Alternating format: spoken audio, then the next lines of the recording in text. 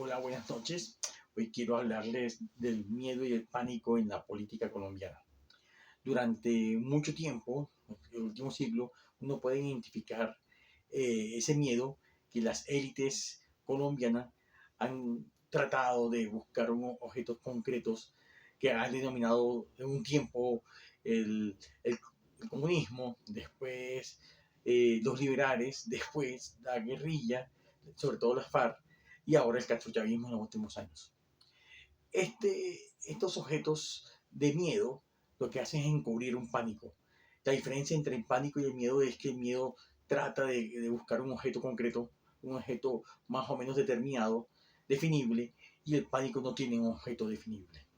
Pero juega con todo ese pánico que está constituido en una realidad donde los sujetos se ubican ahí y ese pánico constitutivo que ronda tanto esas subjetividades de los sujetos como esa realidad se materializa a través de esos objetos que señalan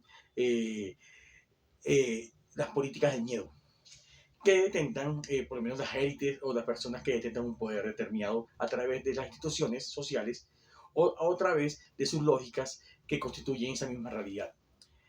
Ahora, por ejemplo, el riesgo que asumen votar por ciertos candidatos que van a traer un cambio, una transformación, ellos muestran que eso va a ser un abismo, o vamos a un salto al vacío, o una catástrofe en términos de un expresidente de Colombia. Lo que hay que hacer es enfrentarse a ese pánico, más bien un saber hacer sobre ese pánico para, para incluso enfrentarse a los mismos objetos de miedo y que esos objetos de miedo no paralicen, no inhiban en sí, por el mismo pánico que de esos objetos indeterminados. Ejemplo, el castrochavismo es un fantasma. El castrochavismo en sí nadie sabe qué es.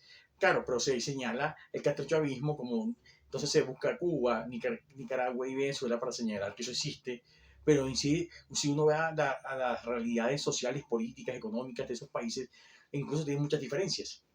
Pero se trata de decir que así va a ser Colombia. Es decir, tratan de definir un objeto, el castrochavismo, para darle forma y tratar de aliviar un poco la angustia de saber que no hay un objeto determinado en eso. Entonces, en esas políticas de miedo, esas políticas que ciertas élites en Colombia y Latinoamérica como que ayudan a delimitar, encubren ese pánico a algo indeterminado. Y lo que hacen esas políticas es darle forma. Entonces, por eso es que hay que elaborar un saber hacer político sobre esos objetos indeterminados, eso que no se sabe qué es, y darle forma para enfrentarse a los objetos que se concretizan a través de las políticas de miedo de ciertas élites. Un saber hacer sobre eso. Entonces, eso es lo que quería decir.